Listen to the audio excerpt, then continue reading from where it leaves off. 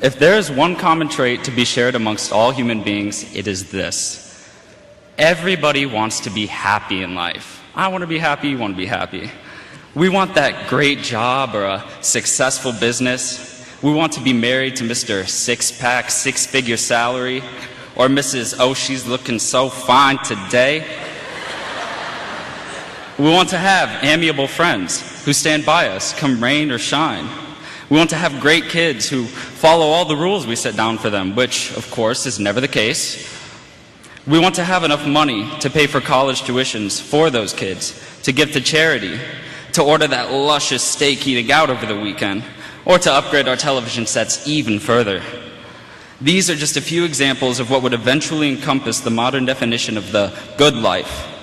Well, there are many interpretations as to what the good life is. There is perhaps one thing that your vision of it may have in common with others. You may, now correct me if I'm wrong, want that good life as stress-free as possible. It is, after all, only natural to seek the easiest solution when presented with a problem.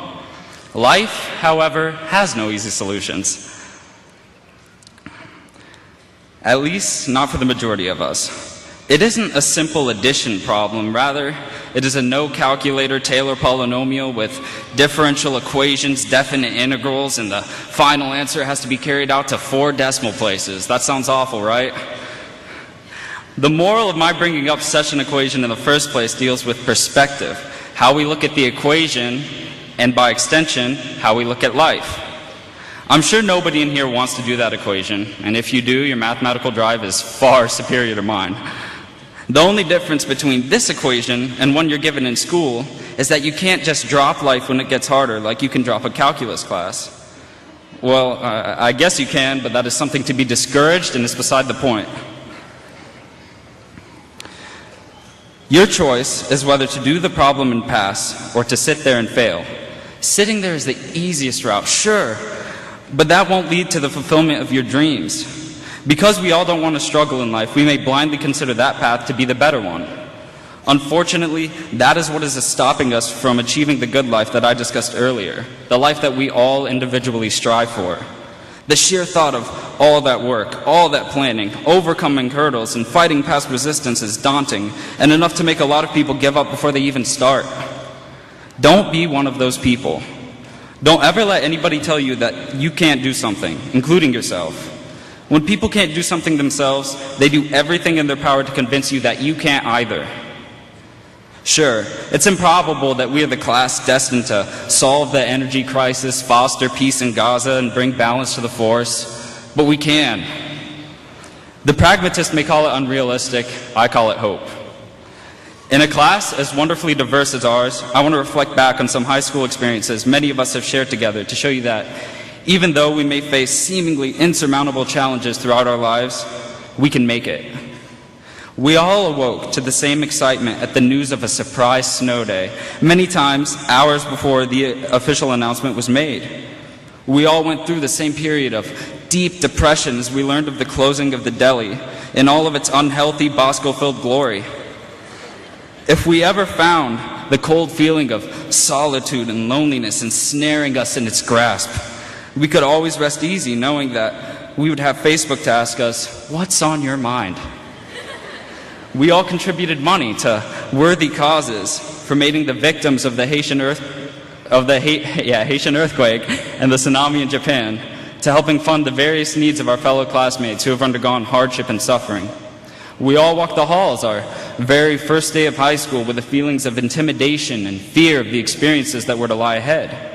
Many of us have found our niches and formed close friendships over the years, defining ourselves on those differences.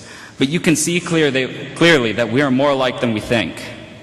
The very same emotions that we share together as small, insecure, juvenile freshmen are with us here today. Just as we looked upon our futures in this school back then, we look upon our futures beyond it at this very moment. There is, of course, the fear of the unknown that we all share, regardless of your age, race, or religion. But underneath that darkness is a light. That light is the feeling of adventure and progression, the feeling that we are moving forward, no matter where forward leads. The difference between a pragmatist and an idealist is a difference in the question of what is probable versus what is possible. Different paths lie before each of us. Many are choosing to pursue a higher education in college. Some have elected to immediately join the workforce. And others have chosen to serve our country at home and abroad. I'm not going to ask you to change the world. I thought about it, but I'm not going to. I'm not going to ask you to do your part because I don't know what your part is. All I ask of you is to never lose sight of the possibilities that are before you, whether they make themselves painfully obvious or whether you have to seek them out for yourself.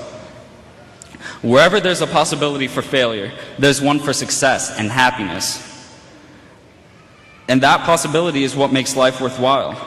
It is what inspires people to do great things, both for themselves and altruistically for others.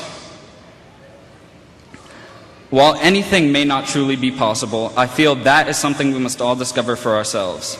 There is always a chance we will face disappointment, and even though we must suffer the cruel realization that that great dream we just awoke from wasn't real, you must always remember the smile you had on your face for the split second after you wake up where you believed it was.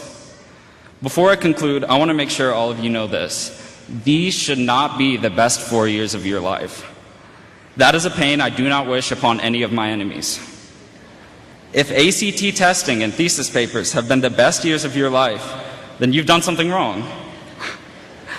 In all honesty, I've shared some wonderful memories with many of you here, and I'm confident we can forge even better ones as time progresses. I hope you all find your happiness and success by whatever definitions you hold for them, and I wish you all the best in whichever ends you choose to pursue.